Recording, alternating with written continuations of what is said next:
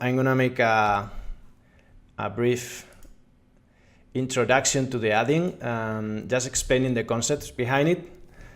And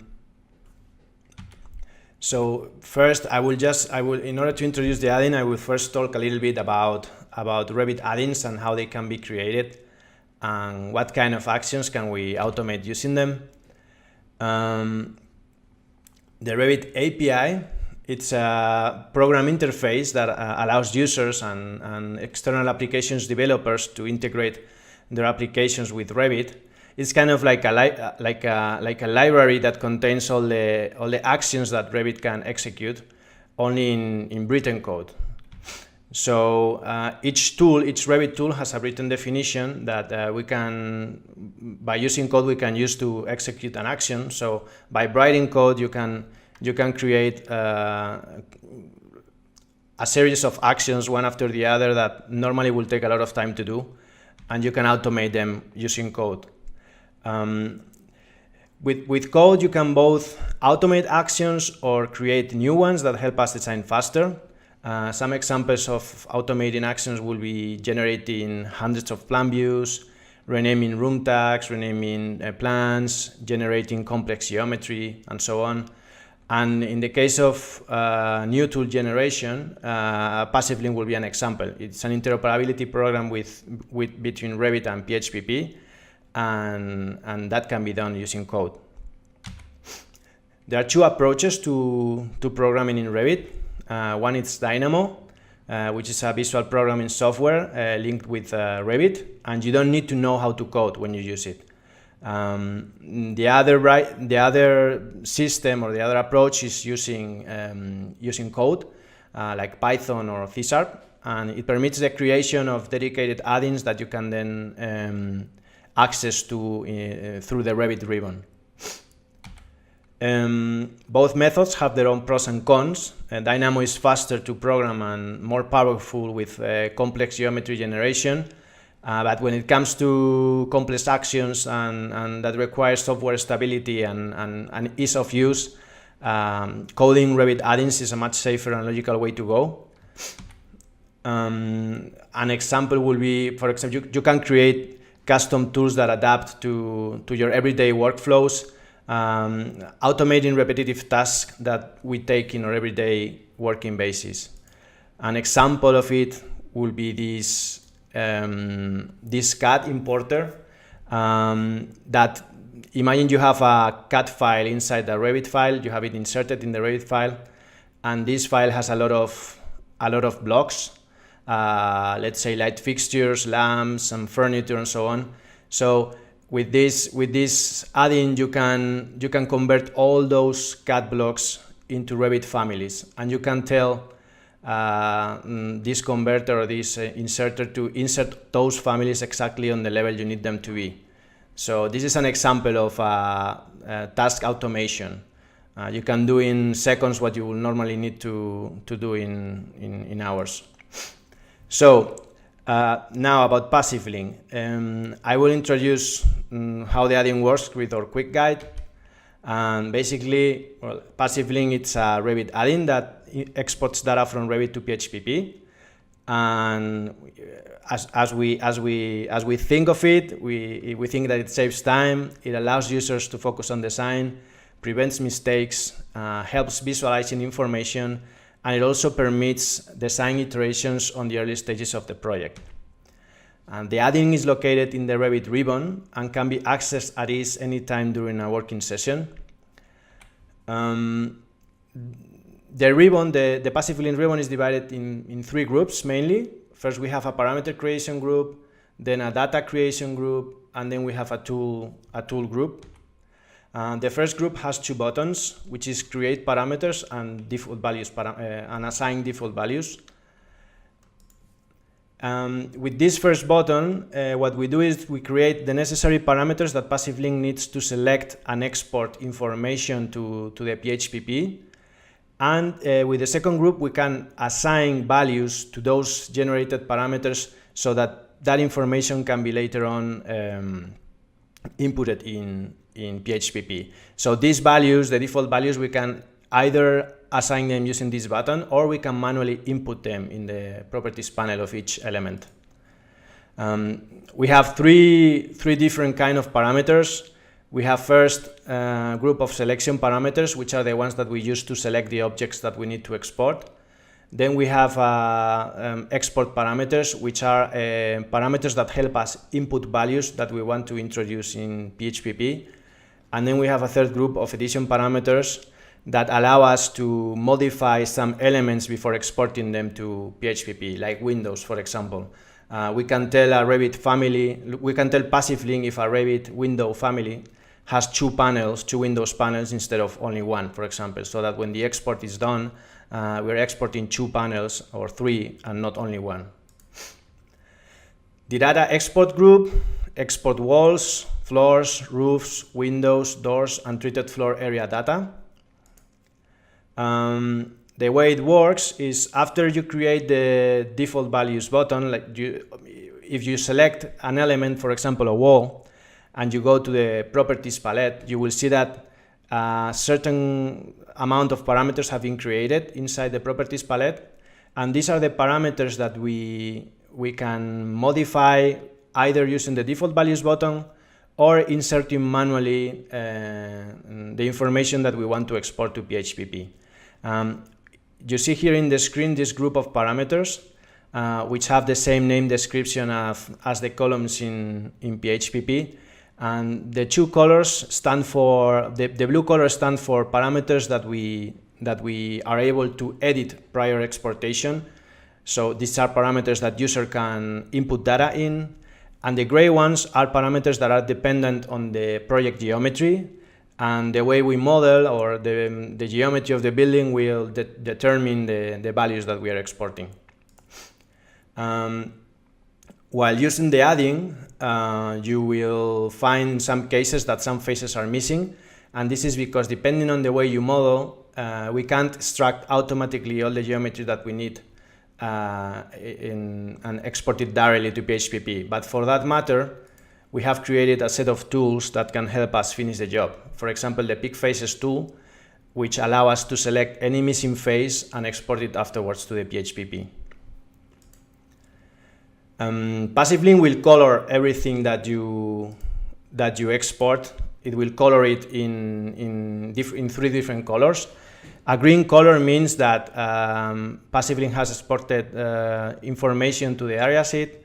An orange color will mean that PassivLink has exported data to the window sheet. And the blue color means that PassivLink has exported a door to the area sheet independent cell. The export process is basically a four-step process. So first, we need to create the necessary parameters that enable us to select and export the elements that we need to export. Second, we check the elements that form part of the thermal envelope. Third, we assign values to the selected elements or write them manually. And fourth, we must export the elements and then check the results. PassivLink will always group elements that share the same, that have the same parameters, so that they, for example, if we are exporting walls and 2 walls are the same kind of wall type and they have the same orientation and the same parameters, they will be grouped before being exported to PHPP, so that the areas will be added and exported to the same PHPP cell. It will also write information following a certain order. So the way it works, for example, with walls, is that it will always it will use the deviation from north as the main order criteria. So first, it will export every wall that it's facing north, then it will export every wall that it's facing east, and so on, always clockwise, so that it's easy afterwards to navigate through the exported data and check the results, and also use the Pick Faces tool.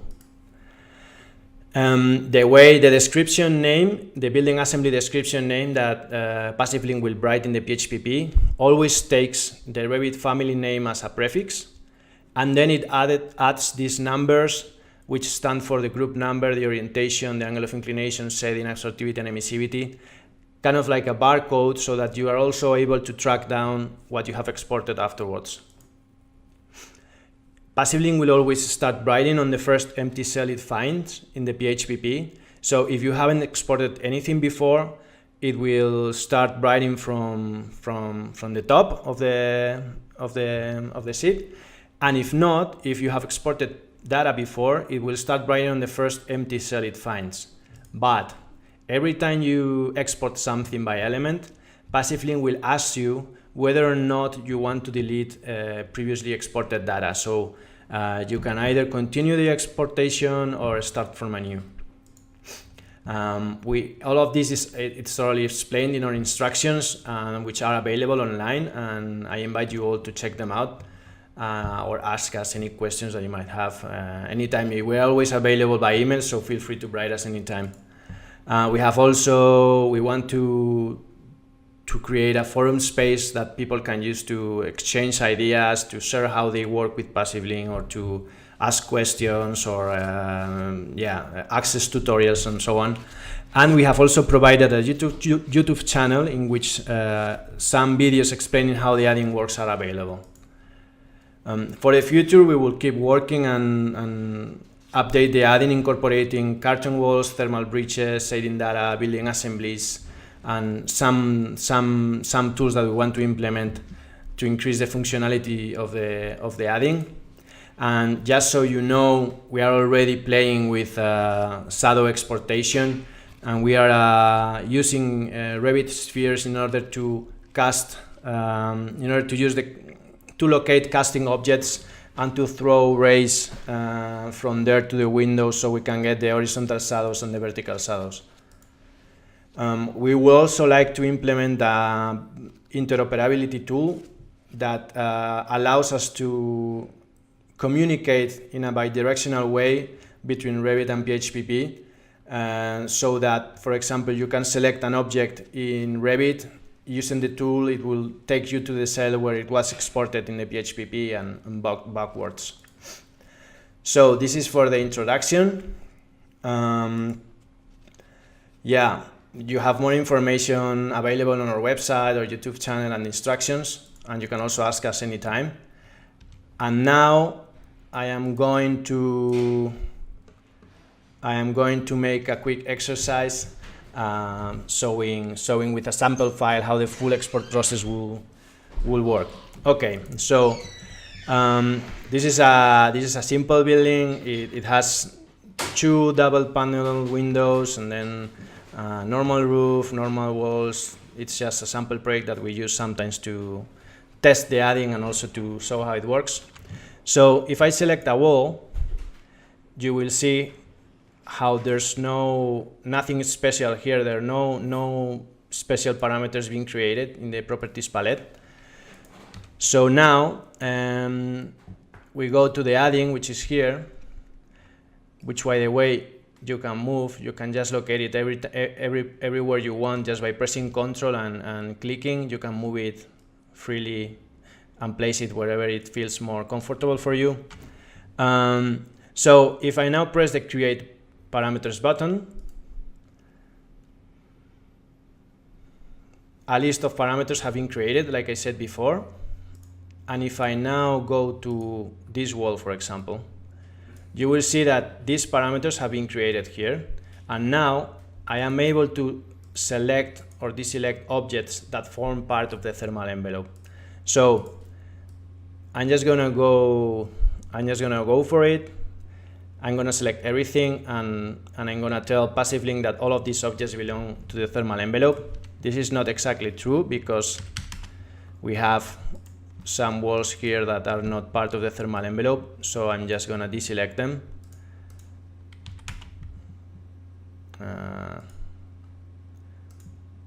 Okay, and now I'm gonna do the same with these 2 doors because they don't form part of the thermal envelope.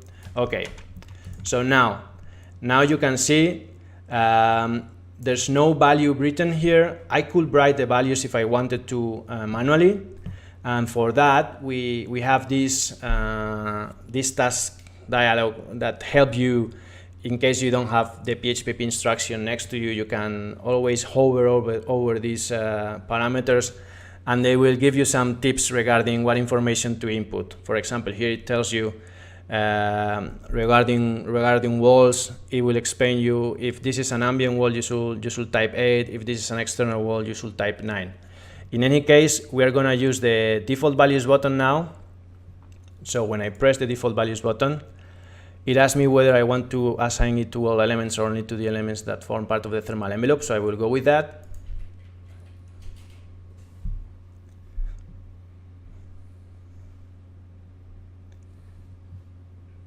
Okay, and now if I check a wall, you will see how all these values have been incorporated here. These are the most common found values in Passive House project, and as I said, you can input them manually if you want, or you can use this if you're just making some quick tests. Okay, so now I'm gonna bring here the PHPP. There we go. I'm gonna go to the area sheet, and I'm gonna start exporting. I will start exporting walls. Just so you know, you can export everything at once using the all data button if you want, or you can export by element.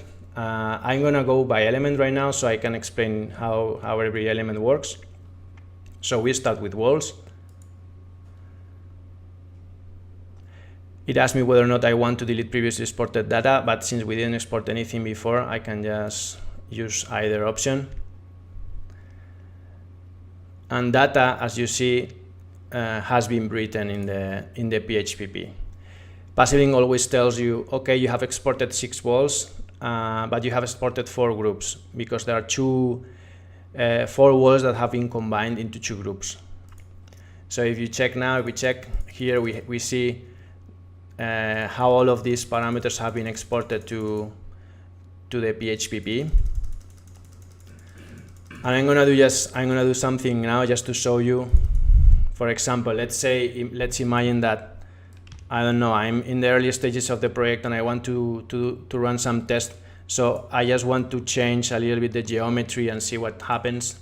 So I could export walls now. I'm gonna go and press continue so you see both exports and you see the difference.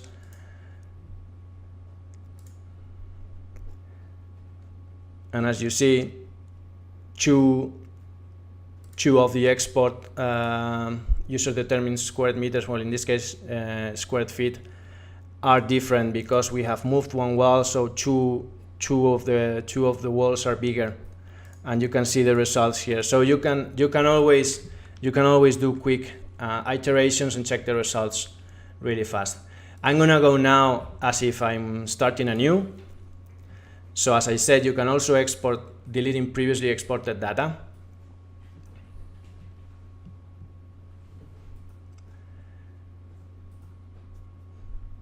Okay, and now, as you can see, there are some missing faces. Okay, depending on the way you model in Revit, and depending on the way you solve the connections between walls and walls and roofs and floors, you can have missing faces. Okay, but for that matter, we have created one tool, which is the Add Faces or Substrat Faces tool, that will allow us to finish the job. And the way it works, I have to select in the PHPP the cell into which I want to add the data. So in this case, I'm gonna select the northern walls exported information. I'm gonna select this cell here.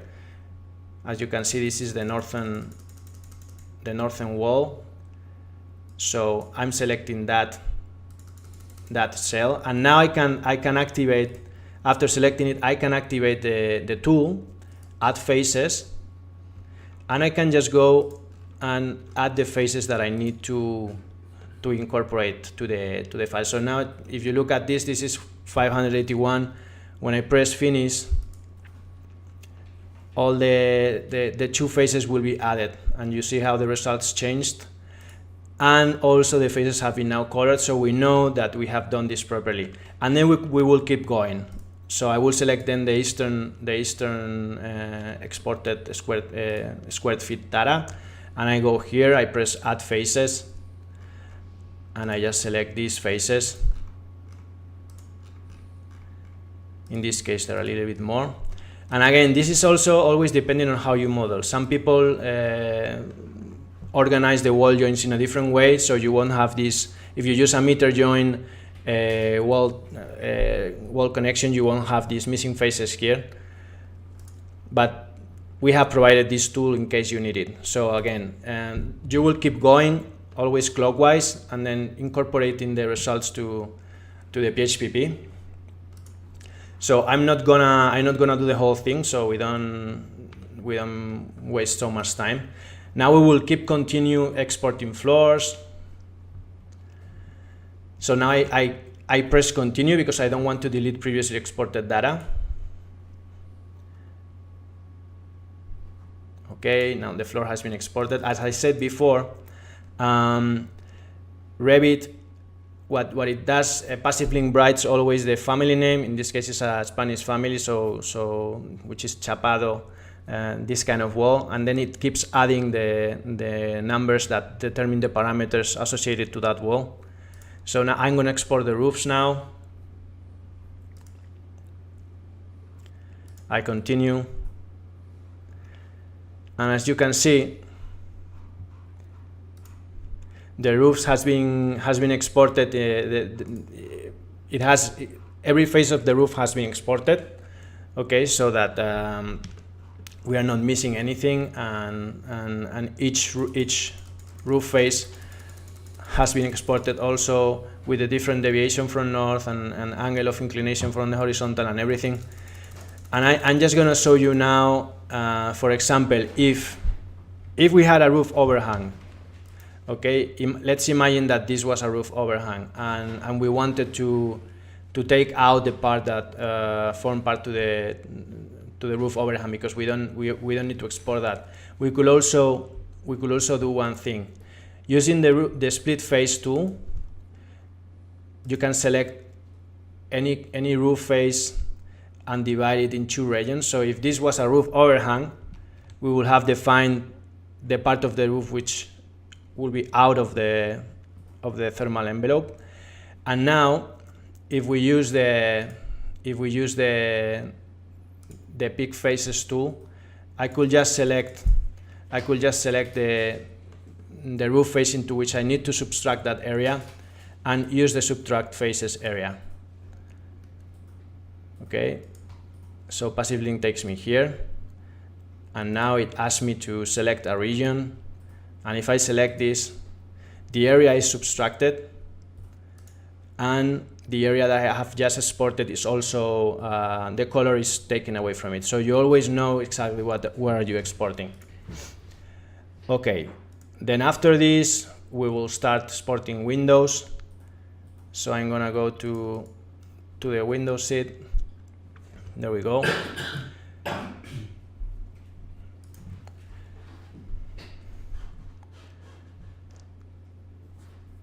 Okay, so I have exported 9 windows, but as I said before, 2 windows have 2 window panels, but we don't see them here. We only see panel 1, panel 1, panel 1.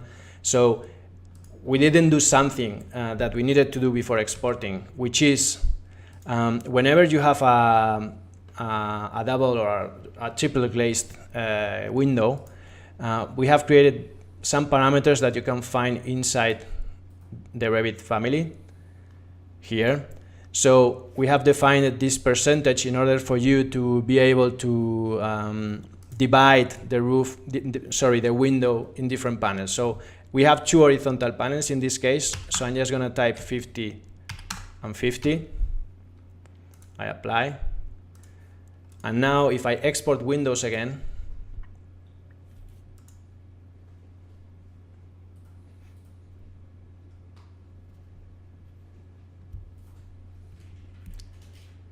you can see that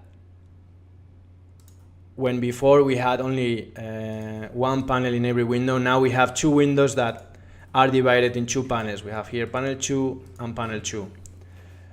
And also here the installation situation, it's also properly established. So these panels these windows that have two panels have also exported properly the installation situation to the PHPP.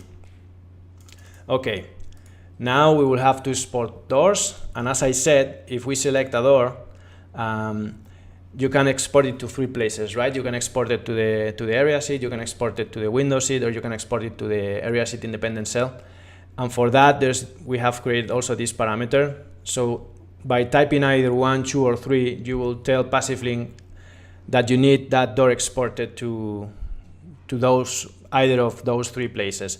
So in this case, let's say I'm gonna write 2, because I want to export it to the area sheet independent cell.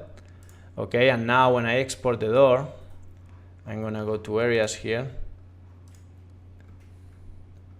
Okay, when I export the door,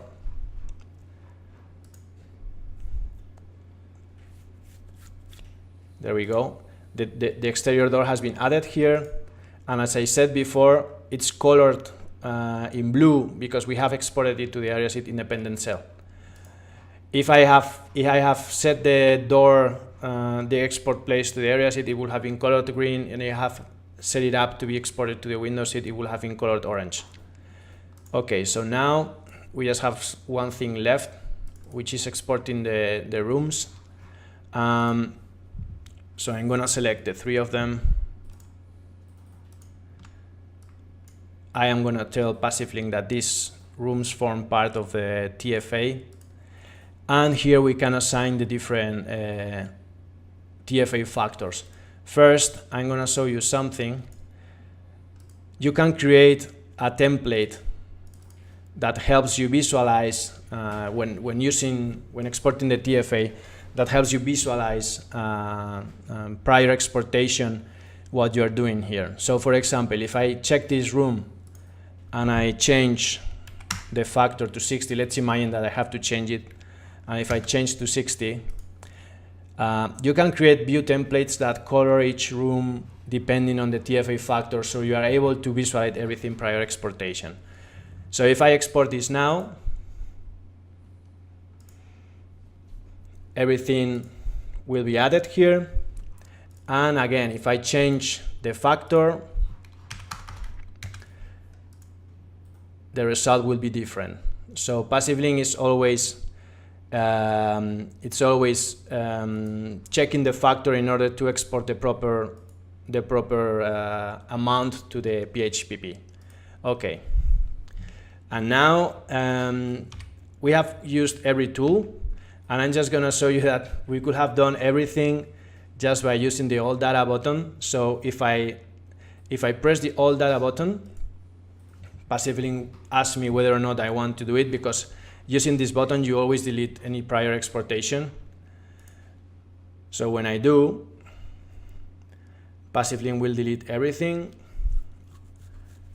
on the PHPP and then start writing. There we go. So now walls are being exported, and then it keeps moving. Floor, then the roof, and so on.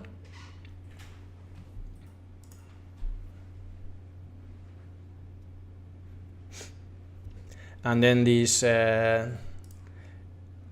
here, the TFA and the door, it will just overwrite whatever was. It doesn't delete it previously prior to the exportation, but it always just overwrites it and write the final results. Okay, so this is it. This is what we've done.